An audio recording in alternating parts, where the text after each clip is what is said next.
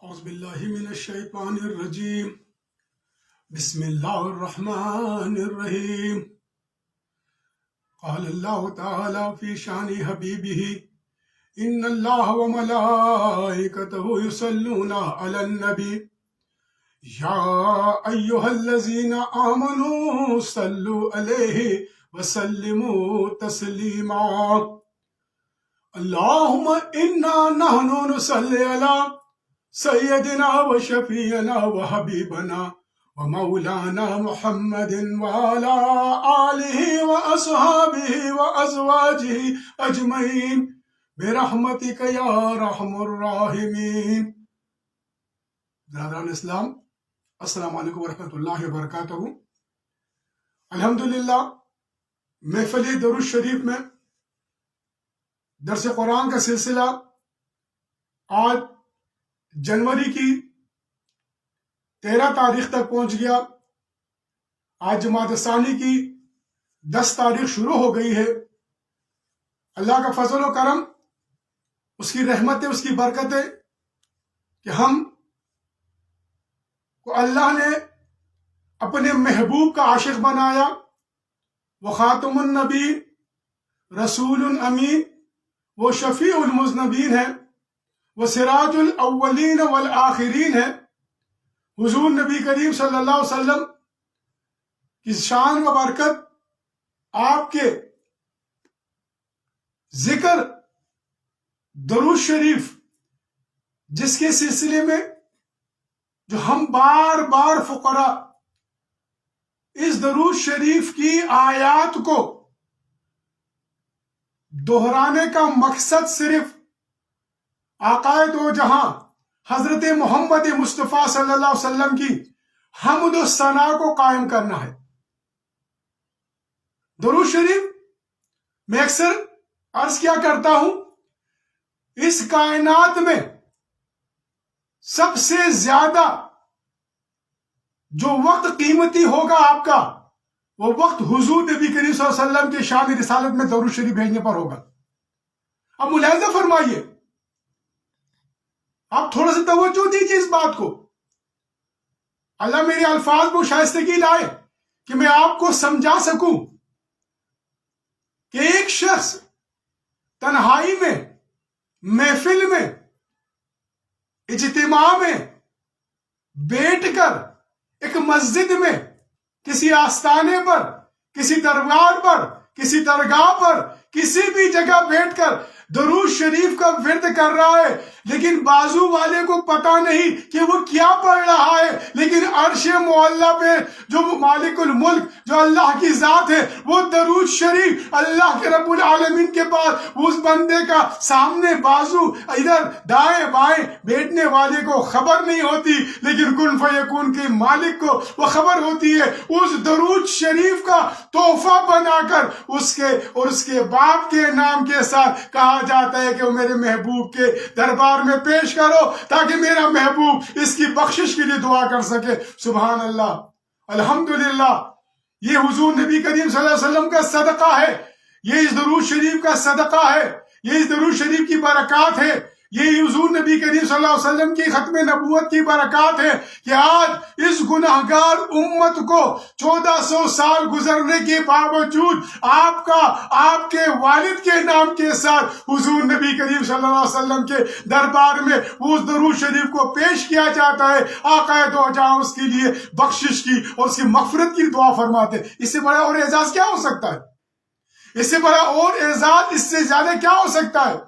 تو میرے بھائیوں، میری سب سے درخواست ہے، التجا ہے، یہ وقت کیونکہ مادی طاقتوں نے، اسلام کے خلاف سازشی عناصروں نے، حضور نبی کریم صلی اللہ علیہ وسلم کی ختم نبوت کے خلاف یورپ نے اور دنیا کے دوسرے ملکوں نے ایک جو پروپیگنڈا شروع کیا ہے، اس پروپیگنڈے کا حل بھی ہمیں روحانیت سے ملے گا، مادیت سے نہیں ملے گا.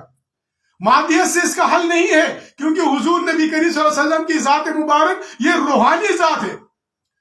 آپ کا ذکر انجیل میں موجود ہے، آپ کا ذکر توریت میں موجود ہے، آپ کا ذکر غزل الغزلات میں سلیمان علیہ السلام کی کتاب میں موجود ہے.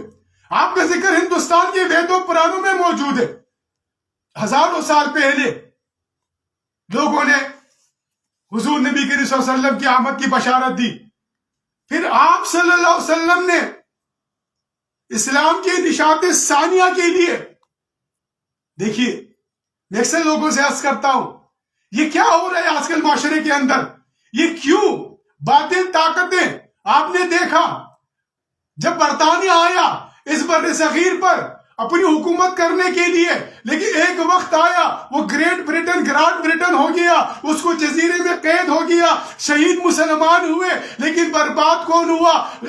برطانیہ ہوا. کہاں تک برطانیہ آیا؟ اس کے بعد آپ نے دیکھا کہ افغانستان کے اندر روس آیا، کتنا اس نے جو ہے نا مسلمانوں کو قتل عام کیا، 12 لاکھ مسلمان شہید ہوئے. لیکن آپ نے دیکھا شکست روس نے کھائی، اور وہ روس جو اتنی بڑی ریاستیں تھی وہ خود جو ہے نا جو ماسکو ٹوپال میں قید ہو کے رہ گیا. اسی طرح آپ نے دیکھا امریکہ آیا، افغانستان کے اندر لاکھوں مسلمانوں کو شہید کرا، لیکن اس کے باوجود بھی شکست امریکہ کھایا. تو یہ کیا ہے؟ خون مسلم. یہ کہتے ہیں علامہ اقبال نے کیا فرمایا؟ اعجاز ہے کسی کا یا گردش زمانہ، ٹوٹا ہے ایشیا سے یہ سیر فرنگیانہ. تو میرے بھائیوں، یہ سیر فرنگیانہ، یہ سیر روسیانہ، یہ سیر امریکیانہ، یہ اگر ٹوٹا ہے، یہ ختم ہوا ہے، تو اس روحانی طاقت حضور نبی کریم صلی اللہ علیہ وسلم نے اپنے زبان مبارک سے، ارے کیوں آ رہے امریکہ، ارے کیوں آ رہے روس، ارے کیوں آ رہے برطانیہ، یہاں پر آ کے شکست کیوں کھا رہا ہے؟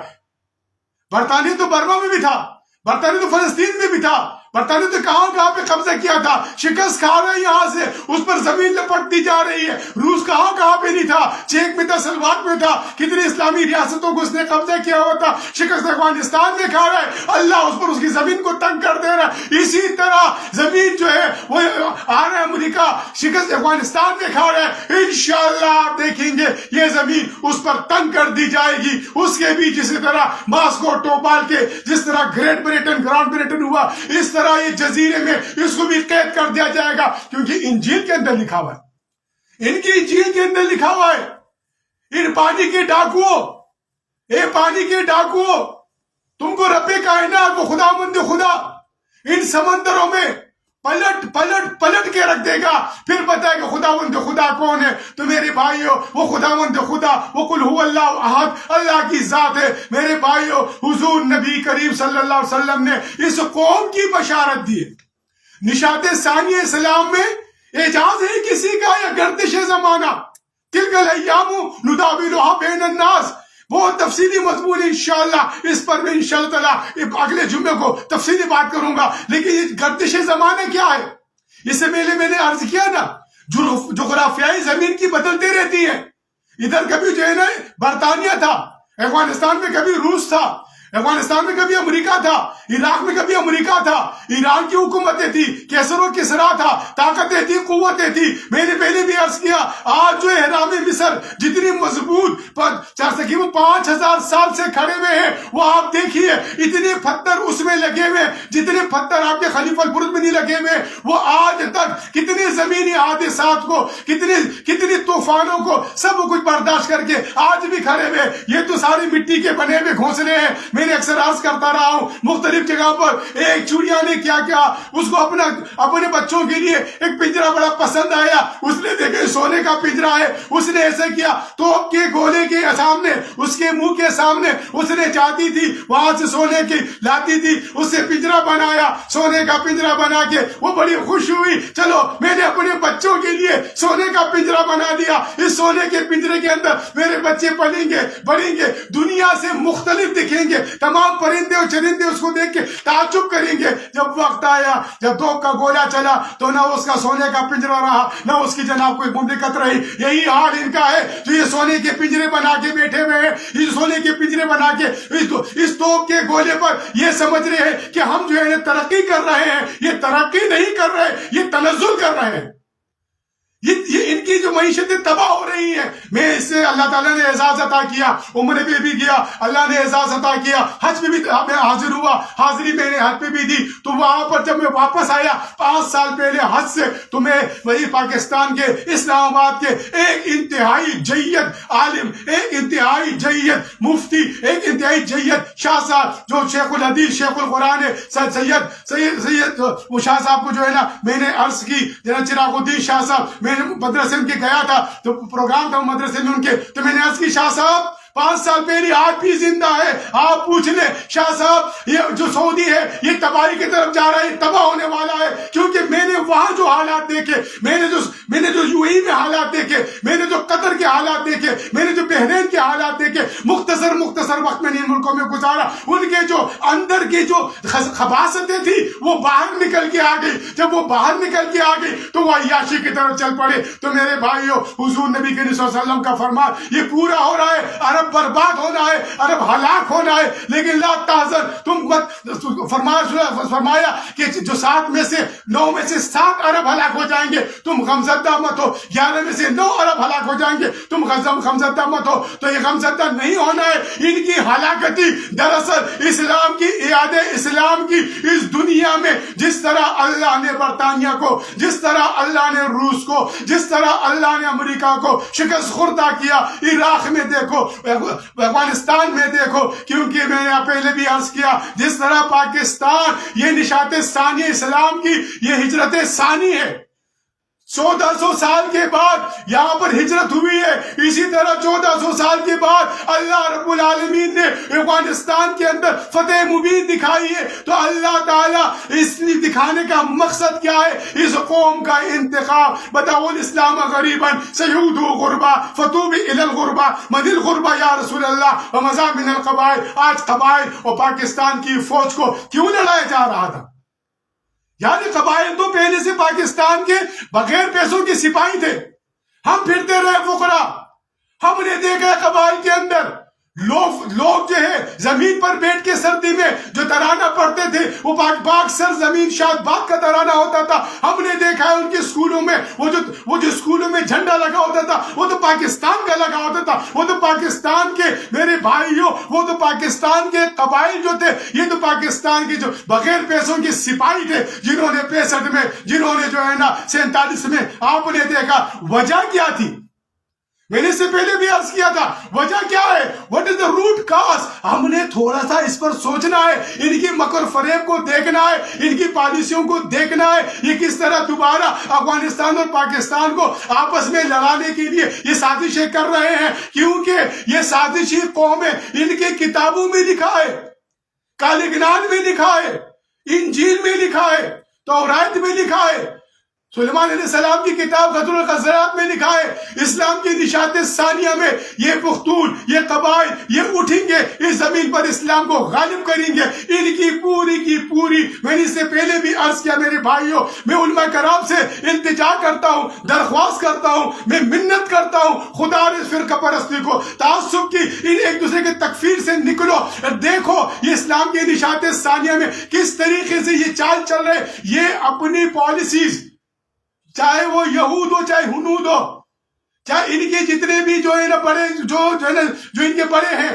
وہ اپنی تمام تر پالیسیز جو ہے وہ اپنی مذہبی کتب کے لحاظ سے بناتے ہیں۔ ایک بہت بڑا واقعہ مشہور ہے، وقت بہت مختصر ہوتا ہے کیونکہ میرا مطلب صرف اب فقیر کا مطلب سے اسلام کی نشاط ثانیہ میں امت مسلمہ کو حضور کی بشارت سنانا ہے، حضور نبی صلی اللہ علیہ وسلم کی حمد و ثنا قائم کرنا ہے۔ ایک بڑا واقعہ مشہور ہے، جب سلطان صلاح الدین ایوبی نے جب فلسطین میں جو اسرائیل کو شکست دی، یہودیوں کو شکست دی، کیونکہ آپ نے دیکھا، تاریخ اٹھا کے دیکھیں میرے بھائیوں، سلطان صلاح الدین ایوبی کے ساتھ پورے مسلمان نہیں تھے، پورے زمین کے مسلمان آپ کے ساتھ نہیں تھے، مختصر کچھ لوگ تھے۔ جب آپ نے جو اسرائیل پہ حملہ کیا، جب آپ چلتے ہیں تو پھر جناب اسرائیل کو فتح کرتے، مختصر سی بات کروں گا، اسرائیل فتح ہو جاتے، اس کے بارے میں کافی روایات ہے، لیکن جب اسرائیل فتح ہوتا ہے تو ان کے جب جتنے بھی جو بڑے بوڑھے ہیں، جو راہب ہیں، وہ بیٹھ کے ان کی کتاب بھی لکھا ہوا ہے، یہ ان کی کتاب 100 سال کی پالیسی بنا دیں یہ لکھا ہوا ہے کہ اس بیٹھ کے، یعنی کس طرح اس چھوٹے سے گروہ نے ایک مرتبہ پھر یہ تو حضور کے زمانے میں، محمد مصطفیٰ صلی اللہ علیہ وسلم کے زمانے میں اس طرح ہوتا تھا، یہ کس طرح چھوٹا سا گروہ اٹھ کے اس نے ہمیں شکست دے دی. یہ سارے بیٹھ کر انہوں نے پالیسی بنانی شروع کی، سارے راہب بیٹھے ہوئے بیٹھ کے کیا کر رہے؟ پالیسی بنا رہے. کیا پالیسی بن رہی ہے؟ کوئی کہتے ہیں کہ ان کے ساتھ شادیاں کر لو، کیونکہ یہودوں میں مسلمان سے شادی، خیر یہودی شادی کرنا جائز نہیں. کوئی کیا کہتا ہے، کوئی کیا کہتا ہے. ایک بوڑھے میاں بیٹھے ہوئے تھے، وہ کہتا ہے کہ ان سے تلواریں چھینو. سارے اس کی طرف توجہ ہوئے کہ تم کس طرح سے تلوار چھینو گے. یہ تو کہتے ہیں کہ تلوار جو ہے ہماری جنت تلواروں کے سائے میں، ہم کو تو اس نیزے کی نیام سے رزق ملتی ہے، ہم سے تلواریں کیسے چھینیں گے. تو اس نے پالیسی بنائی کہ ان کو فرقوں میں بانٹ دو، ان کو آپس میں لڑا دو، ان کو ناچ گانوں میں لگا دو. جب جوئے میں لگ جائیں گے، شراب میں لگ جائیں گے، ناچ گانے میں لگ جائیں گے، ایک دوسرے کے ساتھ تکفیر میں لگ جائیں گے، ان سے جب یہ آ جائیں گے، ان سے تلوار خود بخود نیام سے نکل جائے گی، گر جائے گی. ان پر حاکمیت کرو. وہی طریقہ اپنایا گیا. آج بھی دیوارے گریا کے بعد بیٹھ کر جتنے بھی یہودی راہب ہیں اٹھا کے دیکھ لے آپ تورے، وہاں پر محمد وہ محمد صلی اللہ علیہ وسلم کو یاد کرتے ہیں کہ وہ محمد آئے گا، وہ ہمیں بچائے گا. وہ پھر جناب ان کے جو سیاسی پنڈت ہیں وہ مسیح الدجال کے فتنے کے انتظار میں کہ دجال آئے گا ہمیں بچائے گا. یہی آج راز ہے قرآن کا. اعجاز ہے کسی کا یا گردش زمانہ ٹوٹا ہے ایشیا سے. یہ شہر فرنگیانہ، یہ شہر امریکیانہ، یہ شہر یورپیانہ، یہ شہر روسیانہ. انشاءاللہ تعالی یہ خطہ سرزمین، یہ افغانستان، یہ پاکستان، اس کو حضور نبی کریم صلی اللہ علیہ وسلم نے پاکستان 27 رمضان کے مبارک کو اللہ نے آزاد کرایا. اسی طرح یاد رکھیے جو افغانستان سے پہلا سپاہی ان کا جو قافلہ نکلا ہے وہ 27 رمضان بھی. تاریخ اٹھا کے دیکھ لے، میری شرط ہے سب کو تاریخ اٹھا کے دیکھ لے. جو امریکہ کا یہاں سے جو پہلا جہاز جو یہاں سے جو ہے نا خروج کر رہے نکل رہے تھے، جو ایگزٹ کر رہے تھے، ان کا جہاز جو ہے 27 رمضان کو نکلا. جو شب قدر کی رات ہے. انشاءاللہ آج یہ اسلام کی نشاط ثانیہ کا مرکز ہے. ہم سب نے یہ کوئی بندوق کی طاقت سے کوئی شکست نہیں ہوئی. آپ نے دیکھا اگر بندوق کی طاقت سے شکست ہوتی تو پھر برطانیہ برما سے کیوں جاتا، فلسطین سے کیوں جاتا، پورے جنوب مشرق وسطیٰ سے برطانیہ کیوں نکل جاتا. اگر بندوق سے شکست ہوتی تو افغانستان میں تو روس کے خلاف صرف روس نہیں، افغانستان میں جہاد ہو رہا تھا. پھر چیک و سلوان سے کس نے نکالا، ازبکستان سے کس نے نکالا، نورستان سے کس نے نکالا، تاجکستان سے کس نے نکالا، قزاقستان سے کس نے نکالا، آذربائیجان سے کس نے نکالا. اسی طرح یہ جو طاقت ہے، یہ قوت ہے جو محمد مصطفیٰ صلی اللہ علیہ وسلم کی یہ روحانی طاقت ہے جو اسلام کی نشاط ثانیہ کا یہ جو عروج آنے والا ہے. یہ قیامت ہے. قیامت یہ قیام سے ہے. قیامت پر مسلمانان عالم ہے. قیامت وسطی جو مسلمانوں پہ ہے اس میں مسلمانوں نے کھڑا ہونا ہے. قیامت صغریٰ ذوالقدر کا عالم ہے. قیامت وسطی تکون امت وسطی، امت وسطی پہ قیامت ہے. اس قیامت میں جو ہے انشاءاللہ مسلمان قیام کریں گے، کھڑے ہوں گے، کھڑے ہو کر دوبارہ اس زمین پہ اللہ اس کے نبی کی حمد و ثنا کو قائم کریں گے. یہی اس فقیر کا پیغام ہے، یہی میرے پیر و مرشد کا پیغام ہے، یہی میرے پیر و مرشد کا اس سرزمین پہ آنے کا مقصد ہے. ہمارا مقصد صرف اور صرف ان پختون قوم کو حضور نبی کریم صلی اللہ علیہ وسلم کی بشارت اور نوید دینا ہے تاکہ پختونوں اٹھو، تم نے اٹھنا ہے. اٹھ کے اس زمین پہ اللہ اس کے رسول کی حمد کو قائم کرنا ہے. کیونکہ حضور فرمان ہے یہاں تک کہ آپ نے یخرج من خراسان، آپ نے سنی ہے روایت کس طرح بھی یہاں تک کہ کالے جھنڈے اٹھیں گے، بیت المقدس بھی جانا ہے. یہ آپ کی، یہ علماء کرام کی، کیونکہ علماء کرام جو اللہ نے بہت بڑا مرتبہ دیا ہے. یہ کہا ہے کہ حدیث میں آتا ہے یہ جو میری امت کے علماء ہے ان کی مثال بنی اسرائیل کے انبیاء کی ہے. تو بنی اسرائیل کے انبیاء نے تو آنے والے وقت کی نوید دی اور انسانوں کو گمراہی سے، سازشوں سے بچایا. آج معاشرے کا حال دیکھیے، جو سب سے بڑا فراڈیا ہے وہ سب سے اچھا انسان ہے. میں نے ایک جگہ پر ایک جرگے میں گیا، ایک بندہ سود کا کاروبار کرتا تھا. بڑا افسوس کی بات ہے گھر پہ لکھا ہوا ہے ھذا من فضل ربی. ارے ھذا من فضل سود. ارے اپنے اخلاق کو سنبھالو، اپنے کردار کو سنبھالو، اپنے آپ کو حضور نبی کریم صلی اللہ علیہ وسلم کا امتی بناؤ. جس طرح امت اصحاب کرام تھے وہ حضور پہ فدا تھے. آپ بھی آئیے. فقیر آپ سے یہ درخواست کرتا ہے کہ اس معاشرے کو ہم انہیں مل کے سنوارنا ہے. ہم اس نوجوانوں کو ہم نے مل کے سنوارنا ہے. آج سوشل میڈیا کے ذریعے نوجوانوں کو گمراہ کیا جا رہا ہے.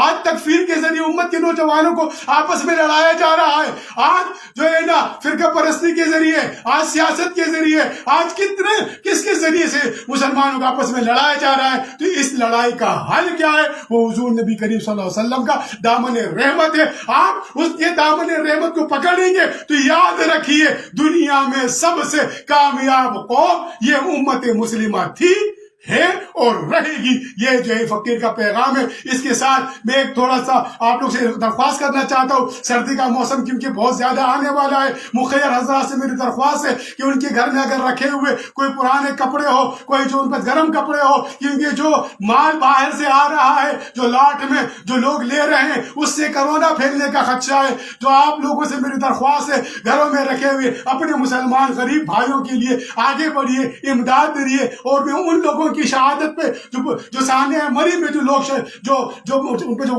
سانحہ آیا, یا جو پشاور میں جو گھر گرا, یا جو ہے نا دیر بالا کے اندر جو بارشوں سے جو لوگوں کی جو شہادتیں ہوئی ہے, اللہ تعالیٰ ان تمام تر شہیدوں کے درجات کو بلند کرے. اللہ ان کے جتنے بھی اہل و عیال ہیں, جتنے بھی ان کے لوگ ہیں, جن کے بھی ان کے جو بچے ہوئے ہیں, اللہ ان کو صبر جمیل عطا کرے. حکومت سے میری درخواست ہے کہ ان کو جو ہے نا حکومت اس سانحے ہے کہ جو لوگ جو اس میں بیچارے جو گئے تھے وہاں پر ان جو شہید ہوئے ہیں, جس سانحے میں ان کی ہلاکتیں ہوئی, حکومت کو چاہیے کہ ان کو معاوضہ دے, ان کے گھر کی کفالت کے لیے ان کے لیے معاوضہ دے.